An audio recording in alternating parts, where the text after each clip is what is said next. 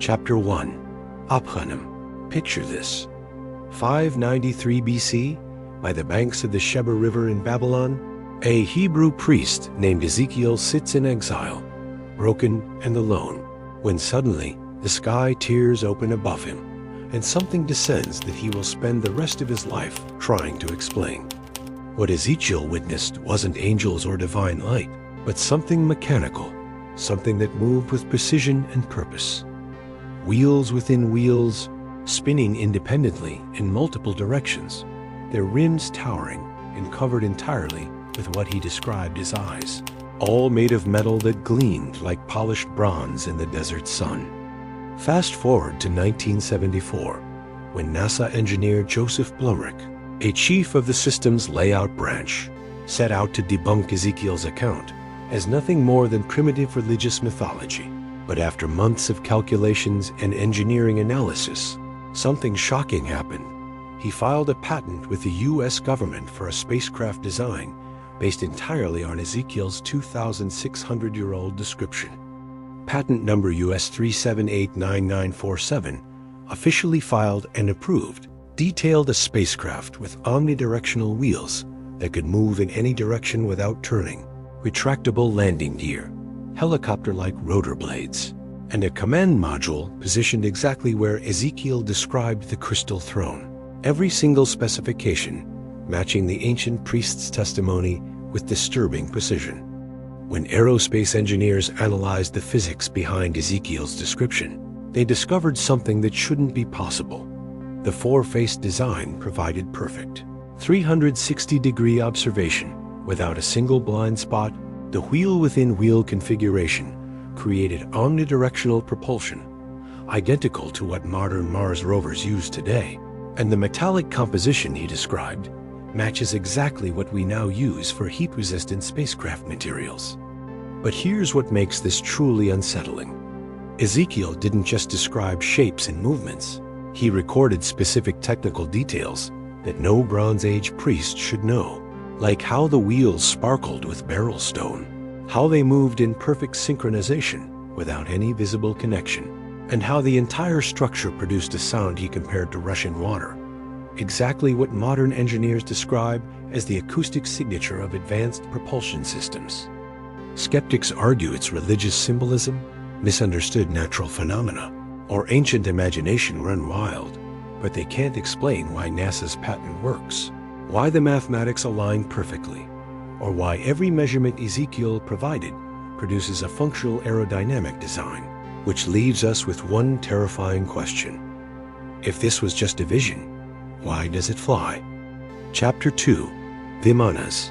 Deep in the temple libraries of ancient India, preserved for thousands of years in Sanskrit manuscripts, lies something that should be impossible: detailed technical blueprints for flying machines, complete with 40 different engine types, fuel specifications, and combat maneuvers that read less like mythology and more like an aerospace engineering manual. The text is called the Vimmanaka Shastra, and unlike vague mythological descriptions, it reads like a pilot's manual. It describes materials needed for construction, specifies the exact metals that must be heat-resistant and lightweight, details navigation systems that could function in storms and darkness, and even includes warnings about the dangers of operating these machines incorrectly. Perhaps most shocking is Chapter 3, which categorizes 40 distinct types of engines, each designed for different altitudes and flight conditions. Some powered by solar energy absorption, others using mercury vortex propulsion, and several described as using what modern physicists might recognize as principles of anti-gravity technology that we're only now beginning to understand. But these weren't just theoretical designs gathering dust in libraries, because the ancient Sanskrit epic Mahabharata describes massive aerial battles in stunning detail.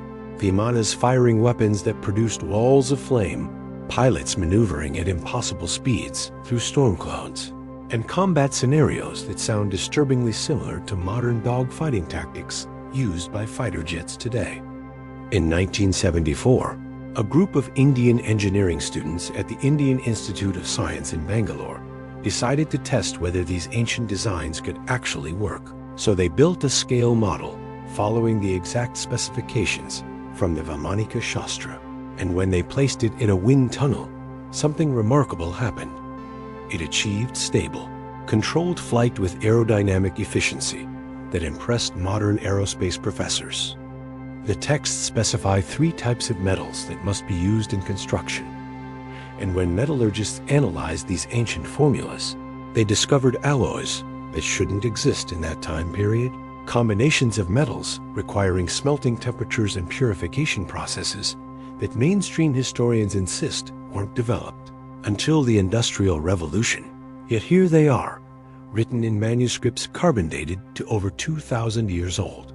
Mainstream academics dismissed the Vimmanaka Shastra as medieval fiction, claiming it was written in the early 1900s, despite manuscript evidence suggesting far older origins.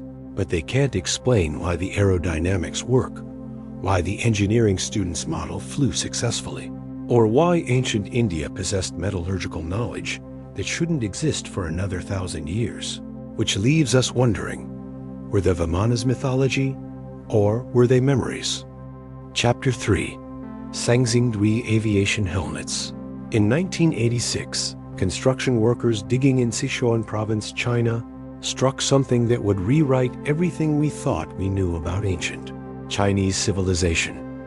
2 massive sacrificial pits filled with thousands of artifacts. But among the jade and gold, archaeologists pulled out bronze helmets, so technologically advanced that they looked like they belonged in a modern fighter pilot's cockpit rather than a 3,000-year-old burial site. These weren't ceremonial crowns or decorative headdresses like everything else found in ancient China. They were functional helmets with features that made aerospace engineers do a double take.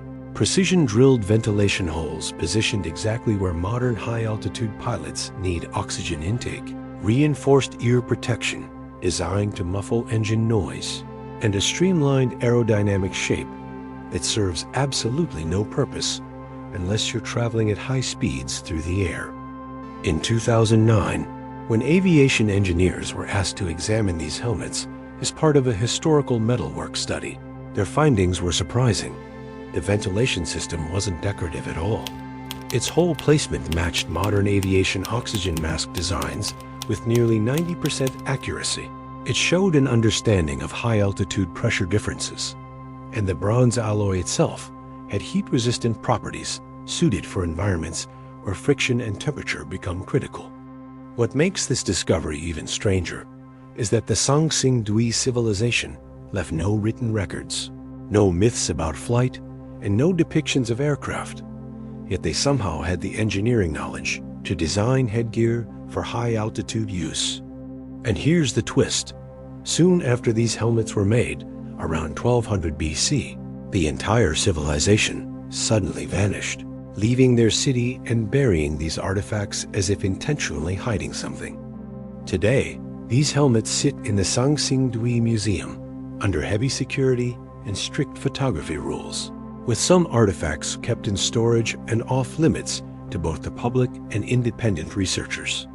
Requests for detailed study or material testing are often delayed or denied without clear explanation, which leads to a simple but puzzling question. If these are merely ceremonial objects, why are they treated like sensitive technological items? The mystery deepens when you compare these helmets to the rest of Sanxingdui craftsmanship.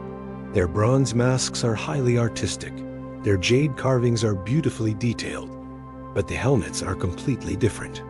They're purely functional with no decoration at all, as if they served a practical purpose unrelated to ceremony or religion, almost like they were following a design they didn't fully understand but knew they had to replicate.